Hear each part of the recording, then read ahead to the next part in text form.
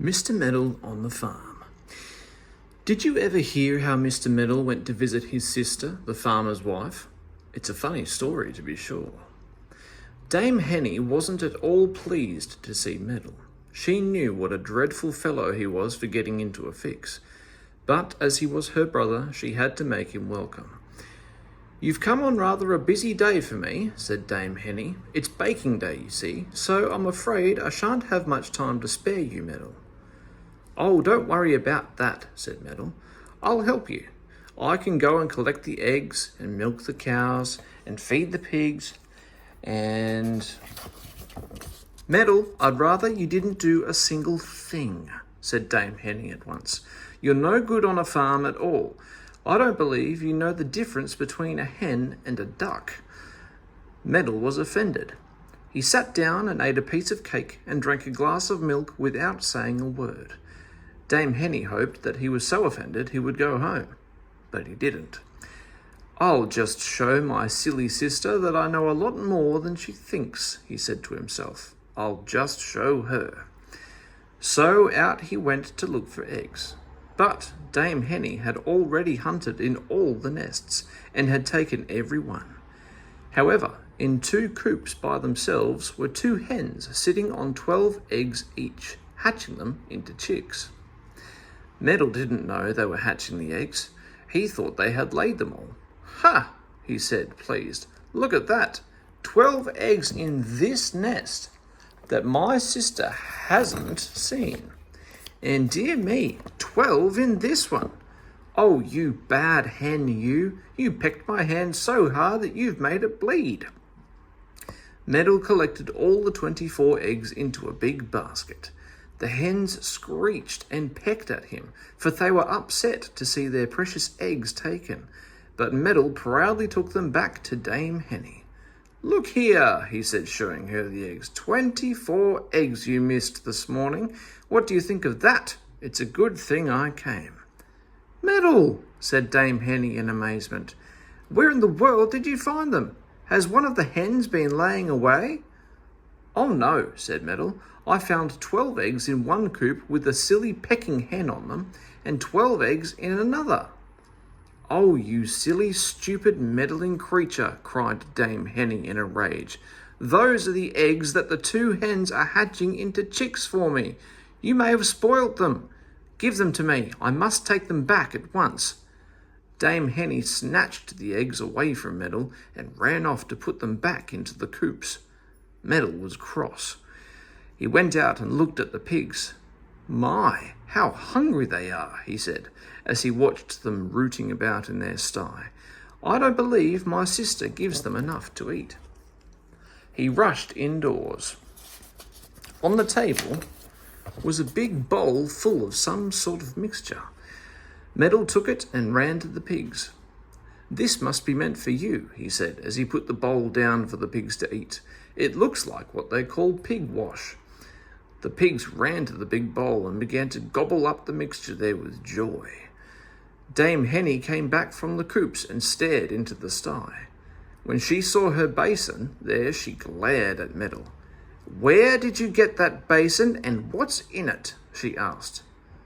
"I don't exactly know what the mixture is," said Meddle. "I found the bowl on your kitchen table, and as the pigs were hungry, I thought I'd better give them their dinner." "On my kitchen table?" shouted Dame Henny in a fine temper. "Why, that was my mixing bowl, and in it was my cake mixture. There were eggs and flour and milk and currants and sugar in that bowl, and you've given it all to the greedy pigs. Oh, you wicked fellow, I'll box your ears for you, so I will." Meddle ran away and hid inside a shed. He didn't like his ears boxed. Dame Henny snorted angrily and went indoors. She had some buns baking in the oven, and she didn't want them to be burnt. Meddle looked round the dark shed. At first he thought he was alone, and then he saw a big animal at the far end. "It's a cow," said Meddle in surprise. "Now why isn't the poor thing out in the field with the others? It must have been forgotten. Really, how careless people are. I will let the poor thing out into the air and sunshine." He went to where the big animal chewed quietly in its corner. It was tied with a heavy rope to its stall. Meddle undid the rope. "Gee up," he said, and the great creature lumbered out. It was pleased to be free and in the sunshine. It bellowed loudly. "Gee up, I say," said Meddle, and he swished the back legs of the animal with a twig. It bellowed again. Dame Henny heard the bellowing and came running to the kitchen door. She gave a scream.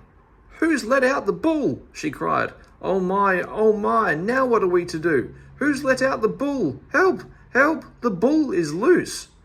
"Oh, is it a bull?" cried Meddle in alarm. "I thought it was just a cow. It was standing all alone in the dark shed and I thought somebody had forgotten it." The bull bellowed again and swished its long tail about. Its eyes gleamed fiercely as it looked at Meddle. It had not liked being hit with a stinging twig on its back legs. "Meddle, you got that bull out, now you just take it back again," cried Dame Henny. "Well, it seems a harmless creature," said Meddle. "Bellows a bit, that's all. Aye, you bull, go back to your shed, do you hear? Pretending to be a lonely cow like that and making me set you free. I never heard of such a thing. Go back to your shed at once." But the bull didn't mean to go back to the dark shed. It kicked up its heels and frisked around the farmyard, trying to find a way into the buttercup field where the cows and the sheep grazed quietly. Meddle was angry. "Didn't you hear what I said, you bad creature?" he cried. "I'll whip you with my switch. There, how do you like that?" The bull felt the stick against his back legs and he didn't like it at all. He turned and glared at Meddle. Then he lowered his head and began to run towards Meddle.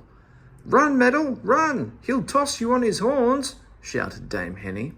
"Stop, bull, stop!" called Meddle in alarm.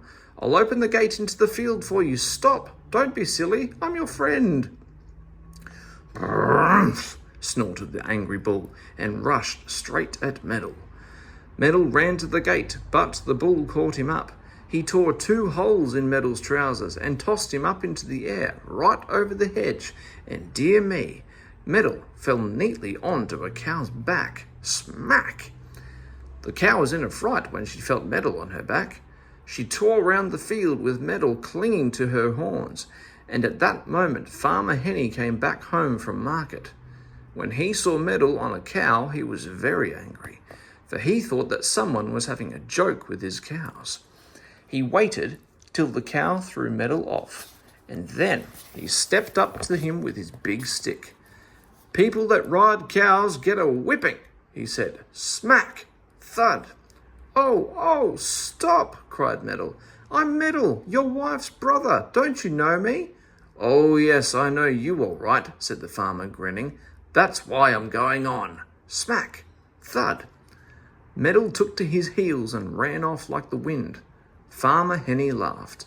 "I'll never visit you again," shouted Meddle in a rage. "Never, never, never." "That suits us all right," cried the farmer, and he went to catch his bull. As for Mr. Meddle, he had to spend the next day in bed while Mrs. Stitch mended his trousers.